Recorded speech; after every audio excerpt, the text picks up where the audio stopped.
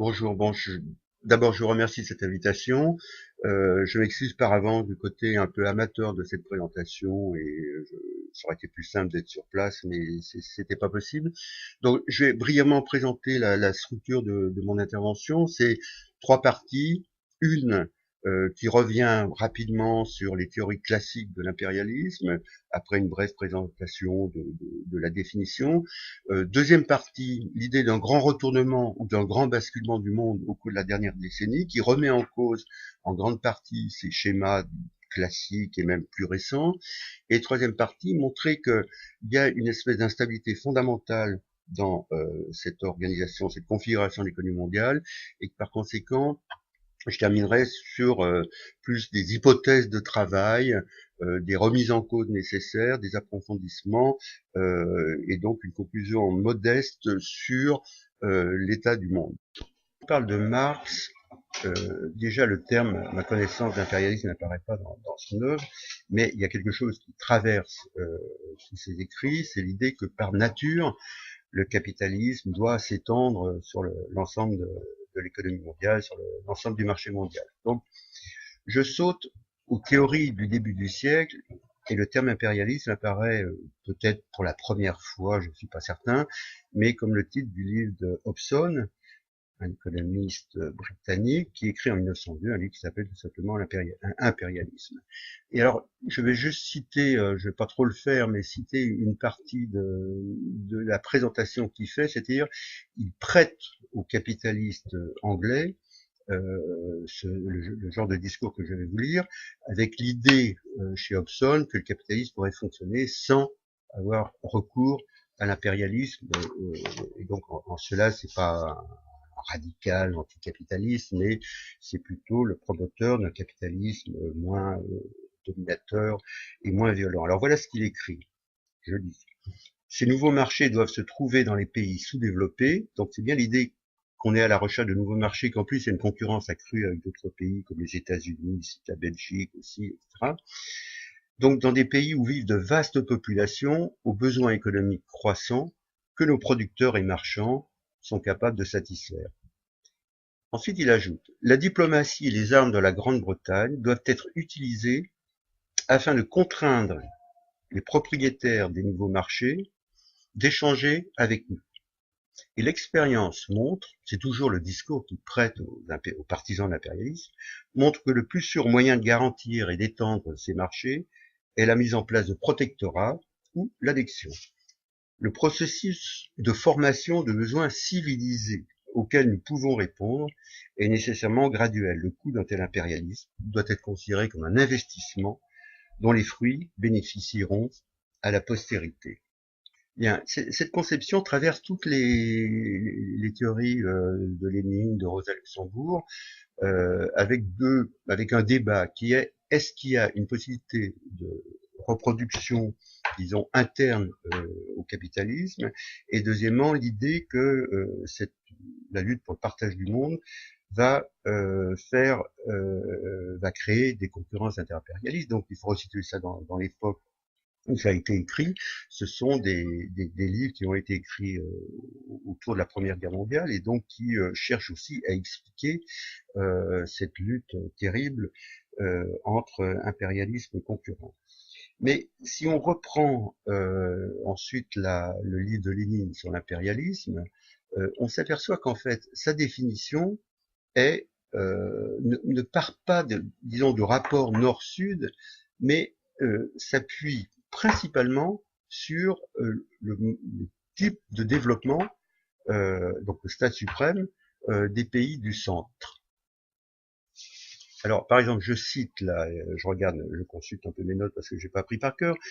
Lénine écrit: si l'on devait définir l'impérialisme aussi brièvement que possible, il faudrait dire qu'il est le stade monopoly du capitalisme. Donc c'est une définition qui est centrée, ce stade monopoly, c'est le propre des pays du centre, et sa fameuse définition sur la définition de l'impérialisme repose sur 5 critères ou 5 caractères fondamentaux, qui est la concentration de la production, un développement si élevé qu'elle a créé les monopoles, la fusion du capital bancaire et du capital industriel, et donc création du capital financier, là il reprend le terme de Ferding, l'exportation des capitaux à la différence de l'exportation des marchandises, qui prend une importance toute particulière, la formation d'unions internationales monopolistes de capitalistes partageant le monde, et fin du partage territorial du globe entre les plus grandes puissances capitalistes du monde. Donc on voit bien qu'il y a une espèce de mécanisme endogène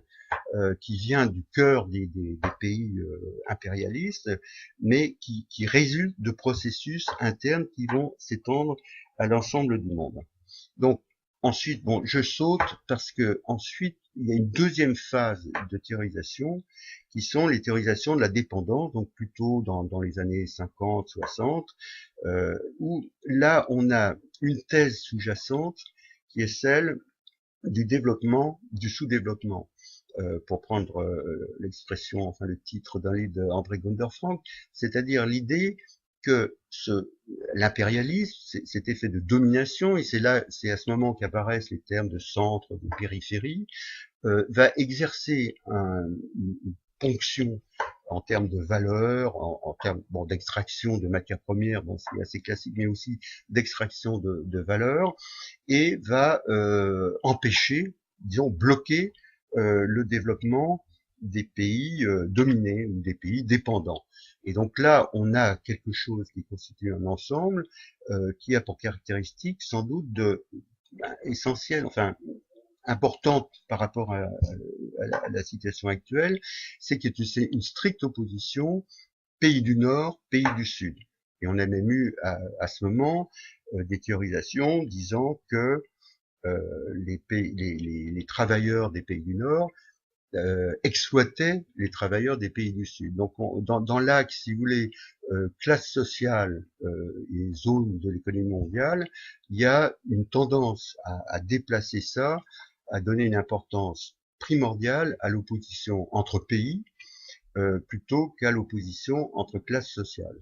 Bon, et ça pouvait peut-être se concevoir à l'époque, c'était déjà critiquable à l'époque, mais je pense que c'est quelque chose qui est extrêmement dépassé aujourd'hui. Bon, première constatation, si on regarde la production industrielle au niveau mondial, elle stagne depuis le début des années 2000 dans les pays avancés, et l'augmentation globale n'est due qu'à la contribution des pays dits émergents. Deuxième constat, on s'aperçoit que si on regarde les exportations industrielles, euh, on a à peu près le même profil et le même résultat, à savoir que aussi bien du point de vue de la production industrielle que du point de vue des exportations, les pays avancés et les pays émergents sont aujourd'hui à peu près à 50-50, c'est-à-dire se partagent à parts égales le marché mondial. Bien, face à ce grand retournement du monde, je pense que les tâches des économistes critiques ou hétérodoxes ou marxistes, c'est de prendre conscience de ce grand phénomène qui a notamment été illustré pendant la crise, c'est-à-dire où on a vu les pays émergents prendre le relais de manière particulièrement nette des pays avancés pris dans leur globalité, avec des différences entre les États-Unis, l'Europe ou le Japon, mais le FMI a pu dire que c'était le dynamisme des pays émergents qui empêchait une récession, un retour, un replongeon dans la récession. Donc il y a une résilience très forte dans la crise de ces pays-là. Donc il faut prendre la mesure de ce phénomène et ensuite, dans un second temps, il faut faire attention à ne pas théoriser trop brutalement les changements qu'on a pu observer et à en conclure que les BRICS vont être la nouvelle puissance dominante, en tout cas la Chine, etc. Parce qu'il y a beaucoup d'incertitudes et beaucoup de questions pratiques et aussi théoriques. Alors on peut commencer par bien pointer ce que remet en cause ce grand renversement par rapport, y compris aux théories que j'ai très rapidement survolées auparavant. C'est premièrement, si on prend par exemple la définition de Lénine où on parlait d'exportation de capitaux, on s'aperçoit aujourd'hui que la principale puissance aux États-Unis, il y a des flux très compliqués dans un sens et dans l'autre, mais est importatrice nette de capitaux. Donc c'est quelque chose qui est qualitativement différent. Mais sur le même registre, il faut faire bien la distinction entre ce qu'est la mondialisation productive et l'internalisation du capital, c'est-à-dire ce qu'il y a de nouveau réellement dans cette mondialisation productive, c'est ce qu'on appelle les chaînes globales de valeur, global value chains, qui sont l'idée que une marchandise est produite à cheval sur plusieurs pays, vendue ailleurs dans d'autres pays, etc., et qu'on a une espèce de segmentation des processus productifs qui s'inscrit à cheval sur l'ensemble des pays. Bon, et ça, c'est un point très important sur lequel j'ai pas le temps de m'étendre. Deuxièmement, dans ces pays dits émergents, on a une croissance fondée sur les exportations et en partie sur les exportations, en grande partie sur l'exportation industrielle, les exportations industrielles, ce qui remet en cause l'idée de l'incapacité d'une véritable industrialisation des pays émergents. Ça a déjà été, disons, un des premiers contre-exemples a été ce qu'on appelait les tigres, et notamment la Corée du Sud. Troisième point qui est extrêmement important aussi de différenciation, c'est que du coup, la conjoncture, la dynamique des pays du Sud n'est plus une espèce de reflet inversé ou non, reflet corrélé à la conjoncture des pays du Nord. C'est-à-dire qu'on peut avoir une dissociation qui n'est pas parfaite. On a parlé à un moment des connexions, mais elle n'est pas parfaite. Mais malgré tout, il y a une espèce d'autonomisation des sources de croissance dans les pays du Sud.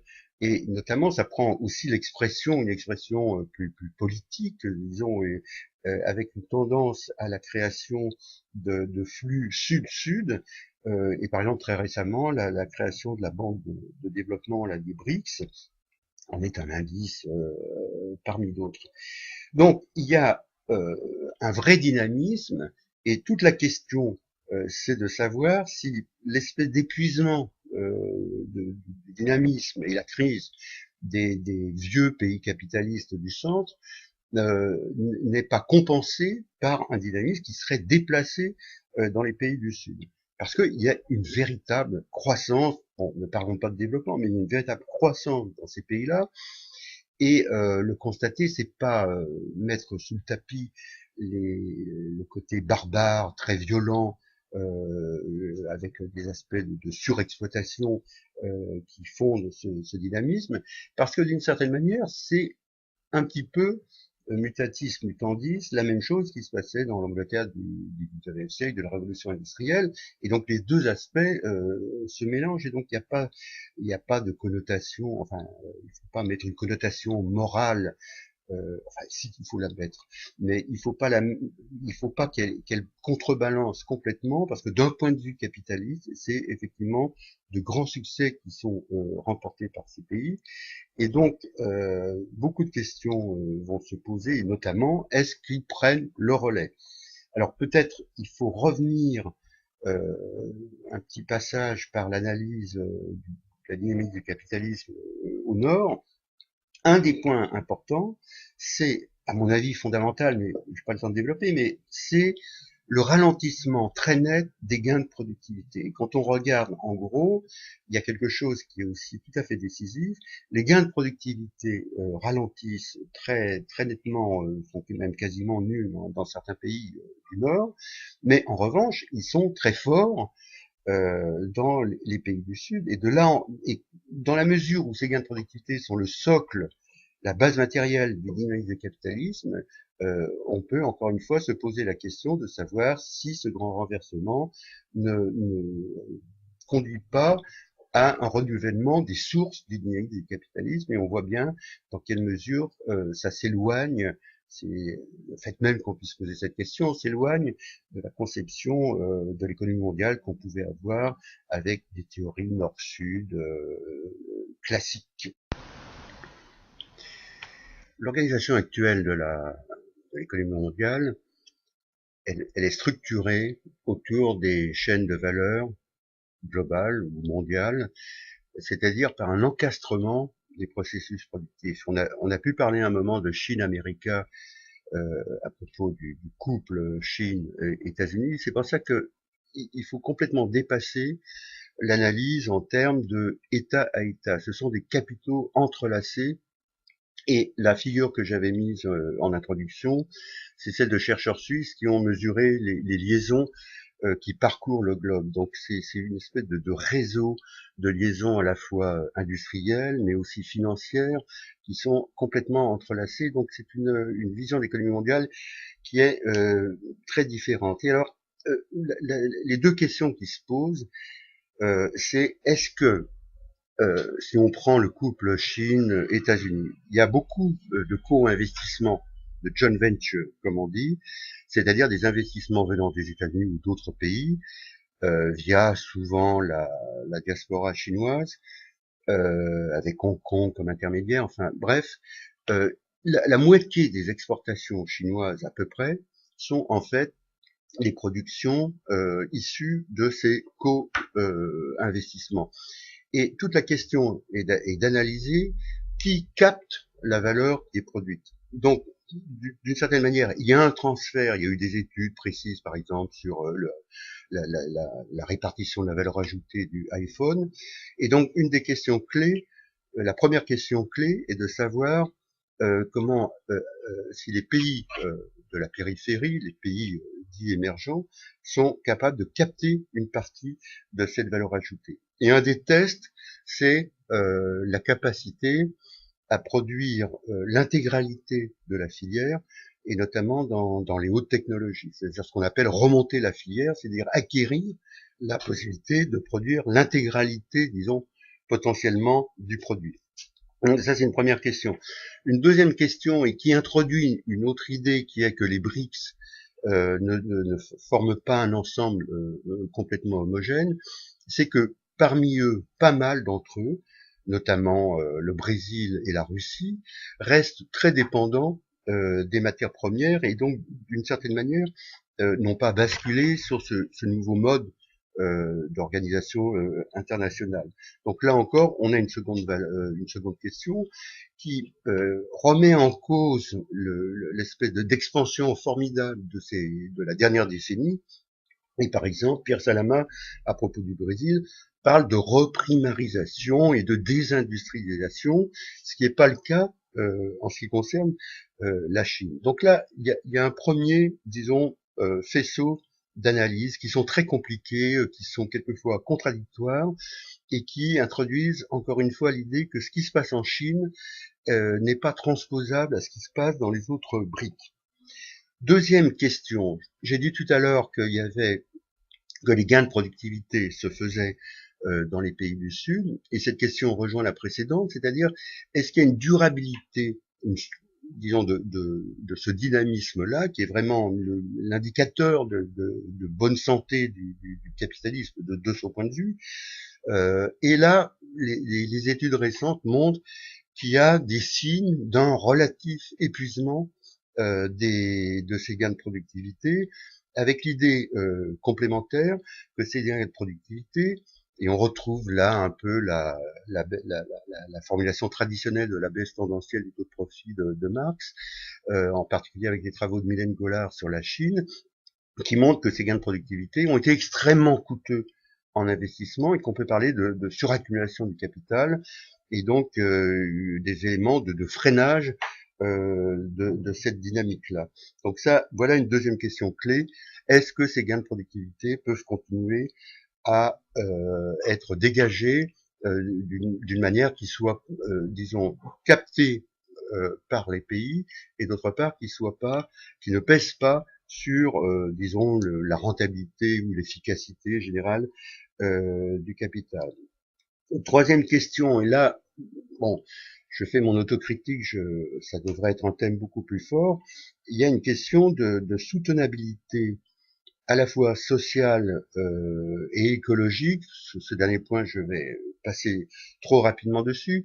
Mais sur la soutenabilité sociale, l'idée, c'est est-ce qu'il est possible de maintenir un système qui est très inégalitaire, qui est fondé sur une surexploitation et qui fabrique une force de travail, un prolétariat, disons une classe ouvrière, une classe travailleuse dans les pays avec des capacités, disons forcément d'auto-organisation et de revendication sur des statuts. Donc, par exemple, en Chine, il y a une augmentation assez forte des salaires réels, ce qui conduit à certains économistes à dire que leur argument bas salaire est en train, très vite et beaucoup plus vite qu'on l'avait prévu, de se raréfier, si on peut dire.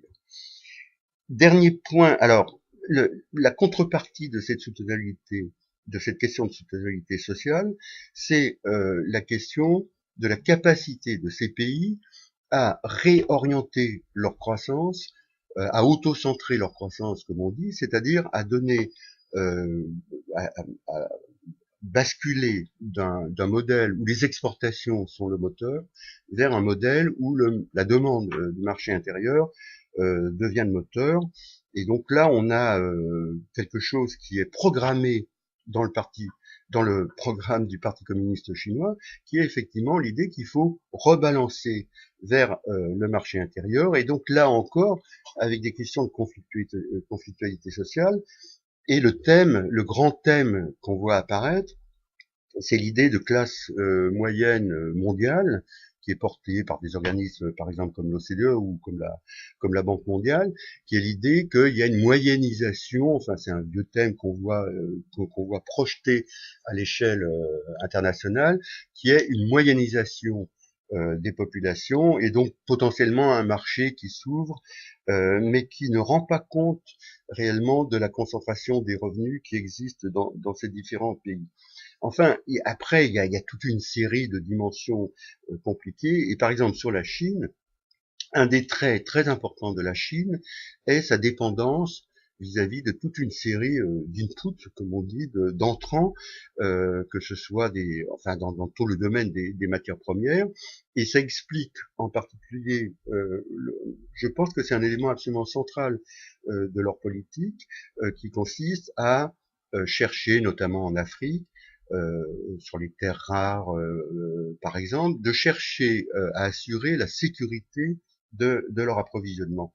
Donc, on a toute une série de points qui sont problématiques. Hein. C'est-à-dire que peut-être que, je reviens sur ce que j'ai dit tout à l'heure, il faut prendre la mesure de ce qui s'est passé au cours de la dernière décennie, ce grand retournement, ce grand basculement du monde, mais en même temps, il faut analyser tous les éléments contradictoires qui font que peut-être cette décennie exceptionnelle ne peut pas se prolonger parce qu'elle est fondée sur des déséquilibres à la fois internes et externes qui sont extrêmement instables. En conclusion, je vais terminer mon lancement autour de quatre idées. Premièrement, il y a la carte des États, des puissances et la carte des capitaux ne coïncident plus. Et donc, il faut abandonner la vision qui était parfaitement juste à l'époque de Boukharine, qui avait beaucoup théorisé ça, pour comprendre qu'il y a un entrelacement des capitaux à l'échelle mondiale. Deuxièmement, dans ces conditions, la lutte pour l'hégémonie, pour la puissance dominante, qui a été la forme classique de la configuration mondiale, se pose en des termes différents. Donc, il y a une hégémonie des États-Unis, qui s'appuie à la fois sur une puissance économique et sur une puissance diplomatico-militaire. Mais dans le contexte actuel, on a de crises permanentes, de ralentissement du dynamisme du capital dans les vieux pays capitalistes. On a une lutte qui se pose pas tellement en termes d'hégémonie, mais en termes de parts de marché avec des capitaux qui sont à cheval sur plusieurs pays. Et je pense que c'est ce qui rend très difficile la compréhension des situations actuelles et la difficulté à transposer des schémas plus traditionnels. Une troisième idée, il y a des tensions sociales accrues partout sur les questions de répartition des revenus, avec une montée quasiment universelle des inégalités, mais aussi pour l'emploi, parce que une des réponses des vieux pays capitalistes, ça va être de rechercher des gains de productivité et donc de pousser encore à la hausse, le chômage qui est massif, c'est particulièrement net aux États-Unis en termes de taux d'emploi.